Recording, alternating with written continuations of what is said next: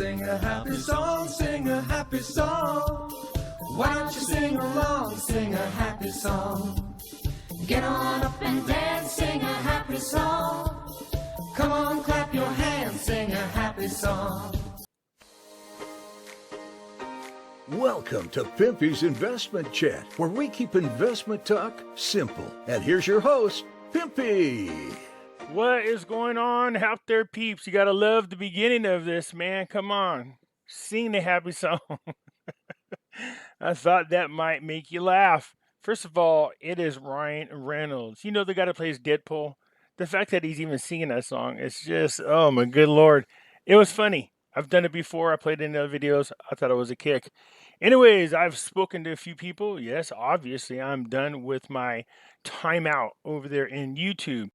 Again, I want to remind everybody that, look, when I'm on suspension, you don't see me post videos for a while. There's a reason, okay? But run over to Pimpy's News Network. I will post the videos there since I can't post them here. But now that I'm back, here we go. It's the start of a new year. There is a lot of hope going on. I've spoken to people who say 2021 seemed pretty discouraging when it comes to investments. Well, it depends on how you're looking at it, but when it comes to gold and silver, I get it. It was a letdown year. But let's be realistic about what happened to gold and silver during 2021. That is, in no way, shape, or form was it allowed to perform naturally against the markets. It was manipulated in a huge way. I'm going to show you an article about that. And yes, people are bringing up Basel III. Yes, Basel III talk all over. Remember, Basel III was implemented 6 months ago, but there's one exception. The London bullion market. That's right, the big dogs. But now they have to be Basel III compliant as of the 1st of this year. We're going to cover that and talk about how that's going to affect gold prices for the year. Before we get started, if you could do me a favor and just hit the thumbs up button, the like button that is. This helps us get past the YouTube algorithms. And if you're not a subscriber, please do so, because when you do, it helps out the channel, and I surely do appreciate it. A reminder to everybody that I am not a financial advisor, I'm not a lawyer, nor an accountant. All the information that I share with you is of my own opinion. Hey, look, I want to talk about this Amber Lolly product again. Whenever something good comes along, I do want to talk about this. My neck, I had a kink in my neck from hell, and the pain it gets to a point where you get headaches. So I just grabbed the cream and I rubbed that crap on the back of my neck. After a while, you don't even realize that the pain is gone. You're just going, and how we are several hours later, and there's no pain. And it works really quick. I like that. So joint pain and muscles, sore muscles, nice. And then here's the thing about me. I get offered all the time. People want to come on, they want to be sponsors, they want to be this. My thing is, if I don't use your product, I'm not interested. You know, I can sell out everything and make a ton of money, but no, my subscribers to me are very important. But this product here, absolutely, I'm going to endorse this. I like it a lot. AmberLolly.com. Hey folks, just a quick reminder that back in 2008 and 9, a lot of people lost all of their retirement savings in their 401ks and IRAs because they did not own gold and silver. Yeah, that's right. Gold and silver protects you from a market crash. So do yourself a favor, protect your retirement by purchasing gold and silver. You can go to moneymetals.com, reach out to them, and they will help you set yourself up to protect you and your family from having to start all over from scratch. If you're a first-time buyer and you spend more than $100, use promo code Pimpy, P-I-M-P-Y, and they will send along with your order a free half ounce of silver. So folks, do yourself a favor, head on over to moneymetals.com and protect you and your family from a market crash, as well as inflation. So head on over to moneymetals.com and buy gold and silver. That's right, you could personally own it and have it. And keep in mind, if you spend more than $100 on your first purchase, use promo code Pimpy, P-I-M-P-Y, and you will get a free half ounce of silver. For those of you looking for my address, there it is right here. You guys know I have this alternative website. I encourage you guys to go check it out, because over here we do have videos that I cannot play on YouTube and videos that have been banned from YouTube.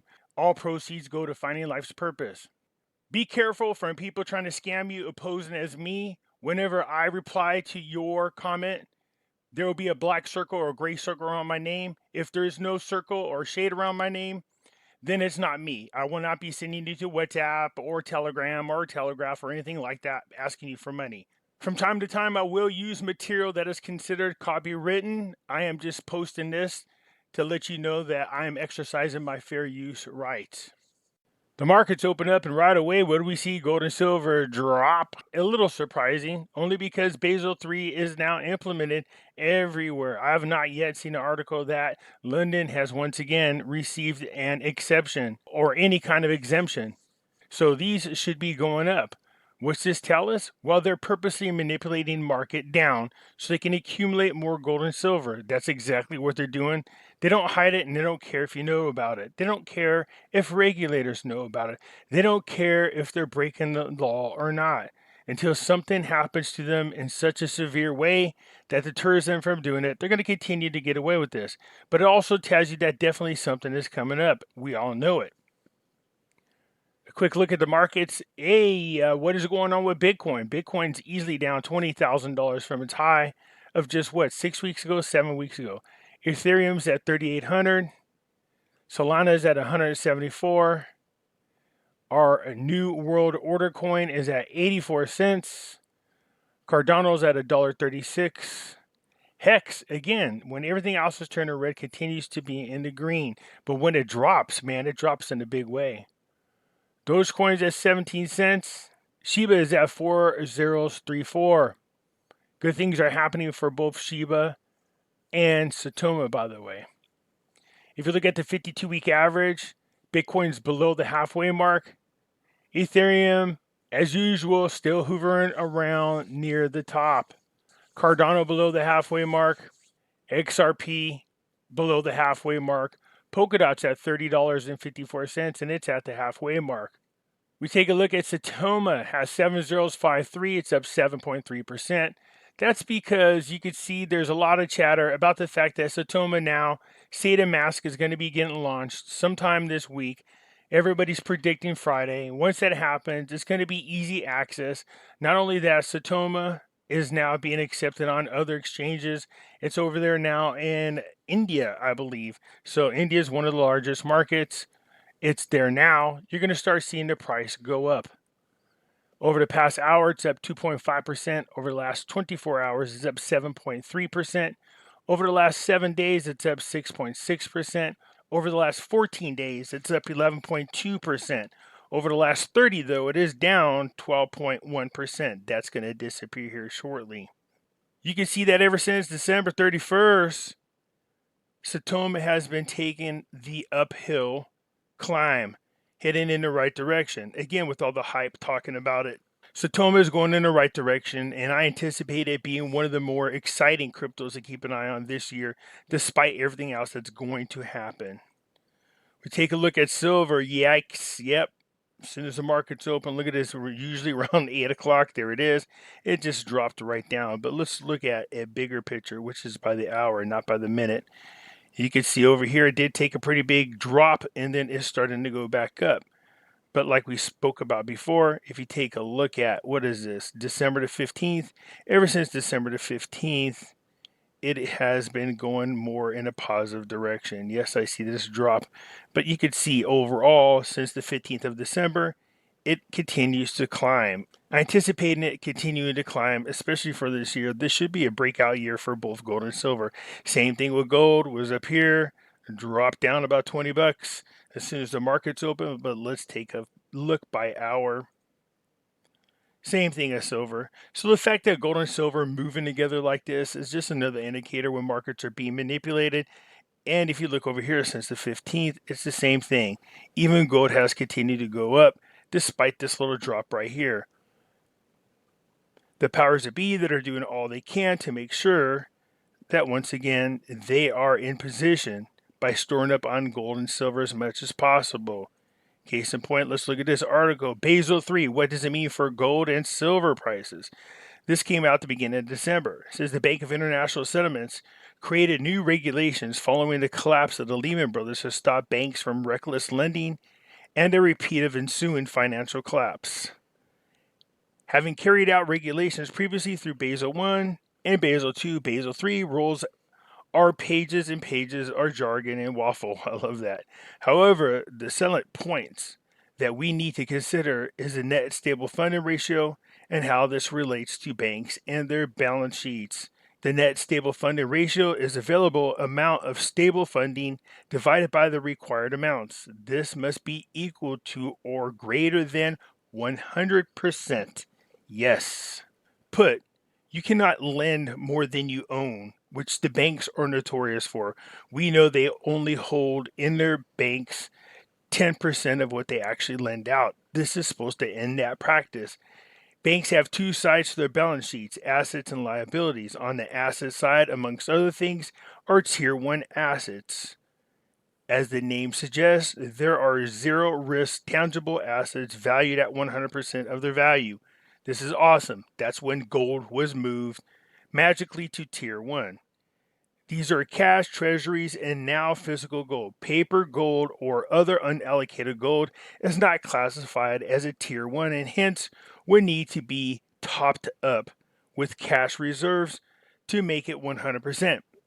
We know that there are more paper ounces to physical ounces sold. This is supposed to keep that from happening. It says this is critical to understand.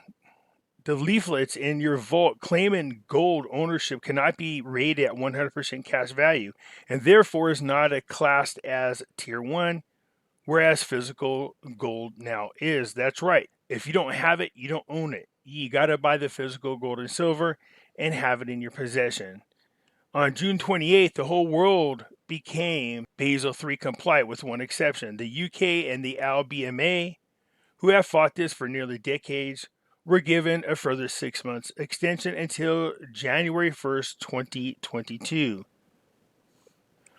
So what does this mean? Why would the LBMA, which deals almost exclusively in unallocated gold, be so heavily against the implementation of the NSFR? Of course, they make trillions of dollars off a Ponzi scheme. Have central banks been front running this and been buying physical gold for the last few years at a greater rate than we have seen for decades? Yes, there are record amounts of gold being bought by central banks around the world. That's what I was saying. Do as they do, not as they say. If physical gold can be rated as a Tier 1 at given point 2, wouldn't it be in the bank's interest for the price to go up? Not yet. Not yet. They have to cover up their butts first. So here you go. Jeff Christian's testimony to the CFTC hearing admitted that for every 1 ounce of physical gold, there are 100 paper derivatives. Silver is said to be 3 times as bad. This is terrible, you guys. They were selling paper ounces. So for every one they physically had, they sold 100 paper. That's illegal. Is anybody going to do anything to them? No. This means that a significant player in precious metals trading have had huge short positions on the metals as they drive the price down to accumulate physical, cheaper prices levels. That's what they were doing. And as they keep the prices down, they accumulate it more and more. This means that the bullion desk are buying and selling more gold and silver than they can deliver. This is all part of the fractional reserve Ponzi scheme that has been going on for years under the noses of regulators operated by the too big to fail and clearly be properly prosecuted banks. Yeah, they need to be, but the problem is our politicians, banks, media, and Wall Street are all bed buddies, so nothing's going to happen to them. So what happens on future markets is the tip of the iceberg, as other ways to trade gold consist of over-the-counter derivatives, which are multiplies larger than outstanding obligation. This consists of forward loans, swaps, leases, and options that are classified as liabilities on the bank's balance sheets. This is why the paper gold market is a farce, because it's nearly impossible to devolve into the data to find regulation there. That's right. So the comics and the LBMA. Recently, some well-known silver enthusiasts in the U.S. backed by some slick financing tried to buy 5 1,000-ounce silver bars from the comics. After weeks and weeks of excuses, emails, misinformation, and deflection, they received a warrant to 5,000-ounce bars. So 5 1,000-ounce bars is what they got. Now, what this guy's talking about, of course, is Chris Marcus and his friends. Jaffe is the one that did this. He tried to get his delivered. He so far got the warrant, but I don't believe he's received the silver yet. So it was him that did this. And what do we find? They just make excuse after excuse to prevent you from grabbing the silver. This is not physical silver, which is still yet to be delivered. Bear in mind that this is the futures contract, so delivery should have been at the end of the month, as a rollover was never requested. This warrant was not tagged with the bar marks, and it is unknown whether this is rehypothecated. Until you receive physical bullion, you do not own it. One wonders how many claims there are to these bars. Exactly. While the guy testified that, first of all, for gold, there's 100 for every 1 ounce. They sold paper ounces, 100 ounces paper for every 1 ounce. And he said it's 3 times as much. So for every 1 ounce that they actually had of silver that they could deliver, they sold, what is that? 300 paper ounces. So in other words, they can't deliver it. They don't have enough. The LBMA appears equally as frustrating. They openly admitted that 95% of their trading is paper contracts, and they are 7 times the size of the comics in volume traded daily. Man, that's sad. Look, these people are going to be exposed for the criminals that they are. It's just a matter of time, and I don't know how much longer these guys can continue to cover their asses and let them try to figure out how to get out of the trouble that they're in. But it's not like they were hiding it. I mean, how they're doing it out in the open and nobody gave a crap. We're supposed to have regulators keep an eye on them. They did not do their job because they don't care. They don't care about the market. They don't care about us. They never did. Bottom line, neither are set up as delivery markets, and given the stress tests of banks even at a late stage, there is potential for both to implode if owners of all the bars were to call in for delivery. It would be impossible for both to satisfy this, and both exchanges would push through a cash settlement as the only option. Well, here's the thing. If the cash isn't worth crap, why would you want it? That's the thing they traded, is if they don't have the metals to cover the contracts, they can settle in cash value while they're driving down the price. So what do you think is going to happen before they turn around and settle for the cash? They're going to drive the price down as much as possible and then offer you the cash price. In July 2021, just a matter of weeks after the rest of the world became compliant, the Bank of England regulatory authority allowed the bullion banks to apply for an exemption, reducing the size of the required capital buffer. This is open to interpretation if quantifiable, and doesn't confirm any exemptions would be granted. What is extremely interesting is the news story has gone very quiet. In the article the author wrote, I question whether the rest of the world would sit back and allow this to happen, given that they had all complied. So why would you allow the LBMN to continue? As part of the LBMA, Scotia Bank has already closed its bullion desk. So they're trying to, in my opinion, wrap up as many of these short contracts as possible before they left their butt out there hanging. And they're trying to just satisfy as many contracts as possible by driving down the value of the gold and silver so they can honor the contracts before allowing them to run up. We aren't in the camp that every time gold and silver go down in price, it is manipulated. Far from it. However, those that claim these markets are not manipulated need to research the fines that have been dished out over the years for spoofing and manipulating prices. It says here, so if Europe, minus the UK, and the US are Basel III and NSFR compliant, why are we still seeing smackdowns on the metals where we see numbers on delivery of selling that are impossible to deliver? The simple answer is they must still be going through the back door via London to complete their questionable transactions. Here's an interesting statistic. Less than 1% of the traders across the globe hold physical gold. If that doubles, and history has shown much higher percentage, how will bullion desks cope? And what will happen to the price? They won't be able to cope is the answer. They will run out of physical metals, and we will see price discovery. One can only ponder the metal prices if these exchanges didn't exist. Yeah, that's what I'm saying. You can see right here in this paragraph, it says, through smashing paper price and accumulating physical, the results at some point will be supply and demand problems when metals become difficult to source. Higher prices are the end game for these organizations. You're damn right. That's why you got to hold on to physical gold and silver.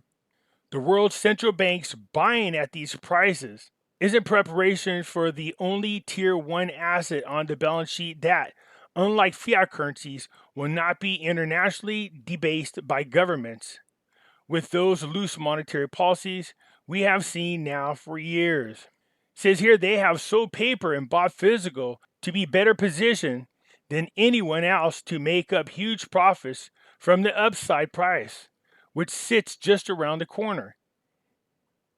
It is any wonder that the ICBC, one of China's largest trading on the LBMA, recently bought Barclays' 2-ton capacity vault in London. See, this is why you guys got to pay attention to what they're doing. Just because you see the paper market value of gold and silver down, it doesn't mean that's the true value of gold and silver. It's going to explode. China hasn't been discreet on placing gold on a pedestal. It would be difficult to fathom how they would have sanctioned a UK exemption having the largest store of gold on earth. So this guy goes on to say, look, what it boils down to, the reason why you're seeing manipulated prices still today is because the central banks are storing up on it at a cheaper rate. Whatever's coming, they're preparing themselves for. And they know that gold and silver are going to be a huge part of it. That's why it's essential that you hold on to physical gold and silver. That's why it's essential for you to own gold and silver.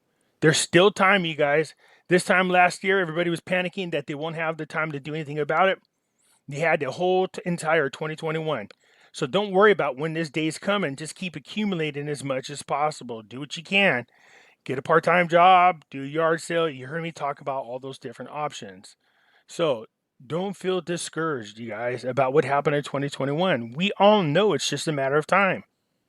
They can only hold this ball under the water for so long. So have faith. Anyways, I hope you don't mind. I thought I would play this. I love this. I listen to it quite often throughout the week. It's very motivating. So if you don't mind, I'm going to play it for you at the end of this video. And I hope that it motivates you.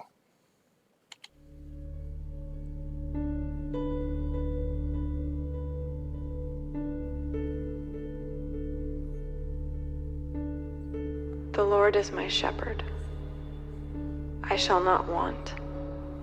He maketh me to lie down in green pastures. He leadeth me beside the still waters. He restoreth my soul. He leadeth me in the paths of righteousness for his name's sake. Yea, though I walk through the valley of the shadow of death, I will fear no evil, for thou art with me. Thy rod and thy staff, they comfort me. Thou preparest a table before me in the presence of mine enemies. Thou anointest my head with oil, my cup runneth over. Surely goodness and mercy shall follow me all the days of my life, and I will dwell in the house of the Lord forever. So for a lot of people, I know it feels like we are in some dark times, but those people who know God have no fear. We know everything is going to be just fine. So keep your head up and enjoy the rest of your day, and hope that this year is much better than the last year and definitely the year before that. So anyways, that's it for now, you guys. Hit the thumbs up button if you're not subscribed, or please do so, because when you do, it helps out the channel, and I surely do appreciate it. And I'll catch you later. God bless. I'm out.